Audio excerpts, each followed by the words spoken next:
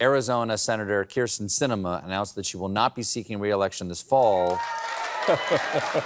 Obviously, a lot of people are going to miss her. How much are you going to miss her? Not at all. Well, folks, independent. Kyrsten Sinema has decided she is not running for re-election to the Senate. Apparently, the 8% or 14% that she was getting on a high day in polling convinced her that maybe this wasn't the route to go. There's so much to say about Kyrsten Sinema. She's literally one of the largest political implosions I've ever seen. Amazing would be the only word to describe it. What do I want from this bill? I'll never tell, because I didn't come to Congress to make friends. And so far, mission accomplished. The thing about Kyrsten Sinema, and I wrote this Twitter thread on it, and this is why I'm doing this video, because I was surprised at how popular it was. You see, I wrote a book about John McCain in 2008, and for that I had to go to Arizona and talk with different political people, journalists, and I got to know some. I even met Kyrsten Sinema. She was a young state rep, I believe at the time. I sat on a panel with her at a Netroots Nation conference, and that's when I learned what she was truly about. Magic mirror on the wall, who is the fairest one of all? And this goes to the heart of her video. She released a video saying, oh, I'm leaving because consensus isn't popular in Washington. I've searched for a moderate path. I want to bring people together, and that's just not the popular thing. Horse. Because I choose civility, understanding, listening, working together to get stuff done, I will leave the Senate at the end of this year. Shit. What she searched for is the nearest camera, is what she's always searched for. She has always been, Kyrsten Sinema has always been about Kyrsten Sinema.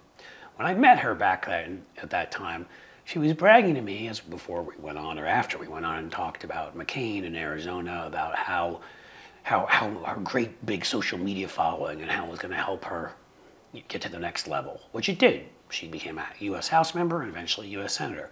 But that's what she was most happy about. All the people that paid attention to her on Facebook, because that's what has always been most important to her. Ashley, look at me. And she started off as this far left green. She wasn't even a member of the Democratic Party. She attacked the Democratic Party for refusing to get rid of the filibuster. You'll know where this is heading eventually.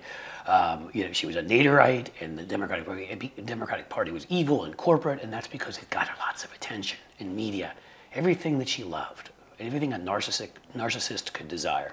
As a wine-drinking, bisexual triathlete, I know what the average American wants. They want to be put on hold when they call 911. They want bridges that just stop and car falls down. They want water so thick you can eat it with a fork. And I will fight for that no matter what. Unless my foot hurts, then I'll go back to Arizona. Hence the ridiculous polka dot outfits and the trucker wear that she wore into the Senate, and every other way that she has purposely tried to get people to pay attention to her. We could just go through a fashion list. And no, this isn't sexism. She did it for attention because she does everything for attention. Again, there are people that are like the person she spoke about in the video who want to bring consensus together, who are in that middle. Let me give you an example. John Tester, a senator from Montana, who, by the way, you should support. I don't agree with him on everything. He's from a red state. He's moderate. I consider myself probably somewhere in the center-left category. He's definitely to the right of me on a number of things. But he is comes from a family of multi-generation farmers. He lost 2 fingers in like a combine, right? I grew up on the land that my grandparents homesteaded. Lost 3 fingers in a meat grinder when I was 10 years old. He's the real thing, the real deal. He's working for people and trying to help them. Let's put it this way, he shows up to meetings not looking for a camera, but looking for a compromise. He's an important member of the Democratic caucus.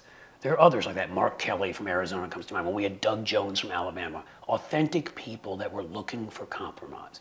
That's not Kyrsten Sinema. You see, she would go up and get in front of a camera and go, "You're raising taxes on billionaires." Miss Sinema, no. Once she attacked the Democratic Party from the left when it got her attention. Once she got to the Senate, she attacked the Democratic Party from the right because it got her attention. Because she had this misguided belief that she was going to become like the Democratic version of John McCain.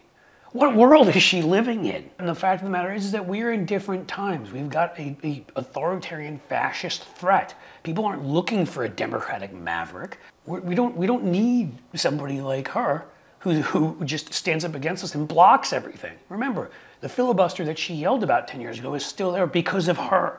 She and Joe Manchin, the two that love press and attention more than anything. Again, Doug Jones, John Tester, Sherrod Brown from my state of Ohio, Tammy Baldwin from Wisconsin. These are people from swing states. They show up in good faith, try to bring compromises to the table. I think Kyrsten Sinema really thought she was going to run for president as a McCain Democrat. Again, in an age where Donald Trump is posing this fascist threat, and on the left, we are going to all come together as much as possible in a mainstream liberal Joe Biden who makes center-left people happy. I think he makes centrists happy. He makes people further to the left. He's the most progressive president we've had. So, A, she miscalculated politically, and instead of getting herself more media attention, she ran out of a political career, her substance-free political career. But B, she never was about anything.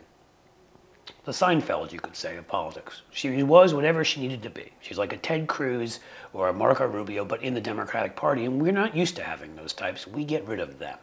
We stand for something. So yes, Kyrsten Sinema met her end politically, and you know what? Thank God for it. We don't need her. We don't need people like her. Good riddance.